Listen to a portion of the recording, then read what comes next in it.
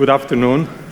So Vivek and I will be introducing a topic about mastering technology in a business services. And this is one very, very unique relationship between the two. You might remember that many of the speakers before have been talking about when they have created business services and how much experience they have. Most of them would say 20 years, 25 years. Nobody said we are doing business services for 40 years. And the reason for that is that 40 years ago, there was no business services. There was no single business service as we know it today on a global scale.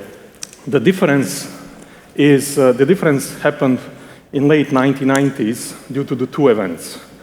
The first event was the technology rise, and second event was, of course, a crisis. The technology rise was a fiber optics cable investment which connected all the continents around the world. For some of you that are a bit younger in the audience, you might not remember it, but in late 1990s, companies were investing in technology like there is no day after. Everybody was spending huge money, and we know how it ended. However, as one of those B products, the huge connectivity has been established between the continents, and it was able to communicate with each other almost in real time. So that was a huge enabler of creating business services, but that was not enough. Technology was not enough. The second thing that happened was a crisis. There was something called Year 2K crisis.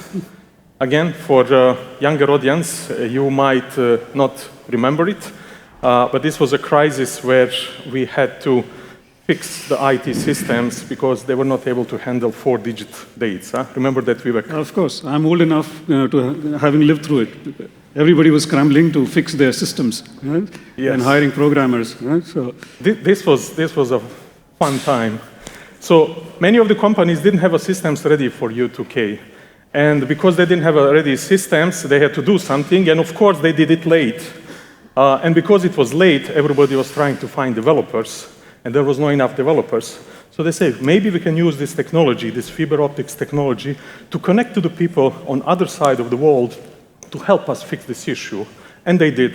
The developers get engaged, the problem got solved, and January 1st, it was all smooth. There was no collapse of the society.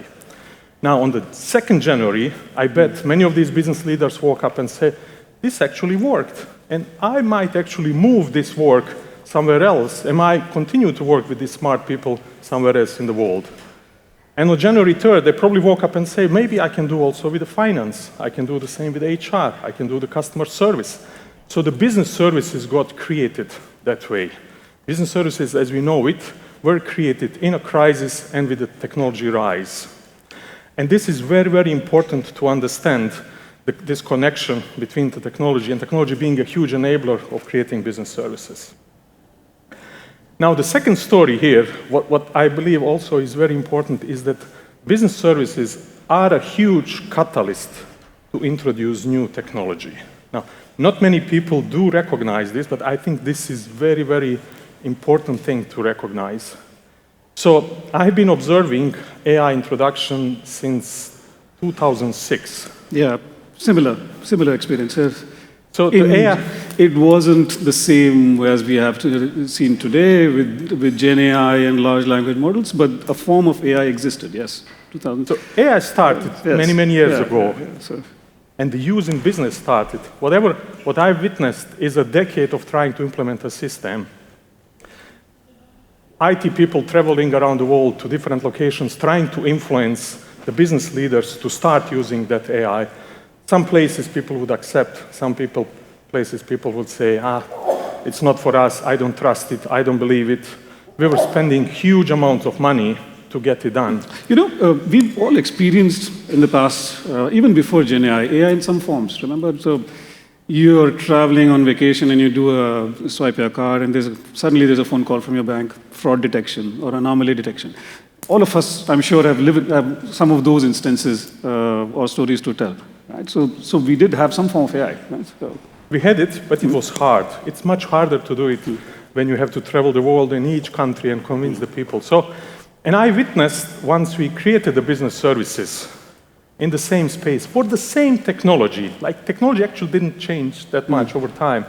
It was just like this. It took us a couple of years and AI was everywhere. And since then, all of the business processes changed, and they continue to changing. Now, the reason for this is that we had people located in central locations, and being in central location, it's much easier to convince people. It's much easier to train everybody, build a skill, continue growing skills. And I personally believe that business services are and continue to be a huge catalyst in the deploying new technology if this is done right, obviously. Yeah.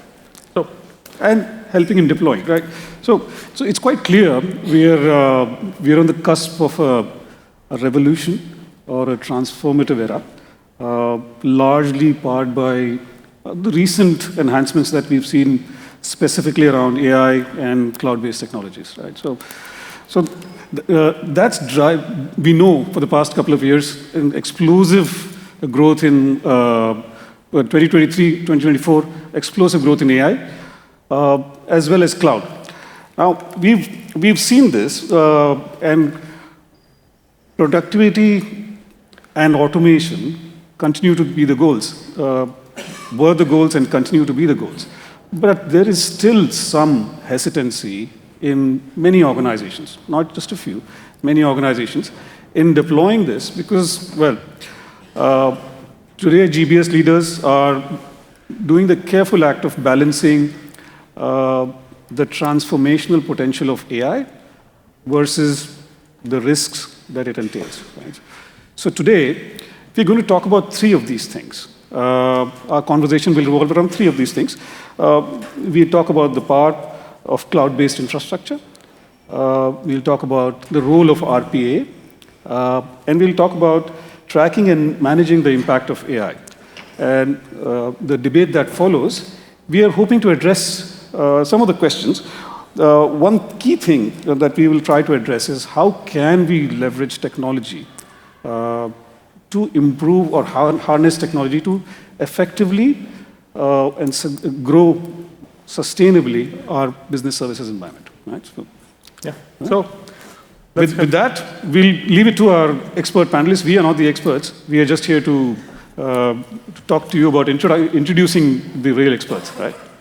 Thank you. Okay. Yeah.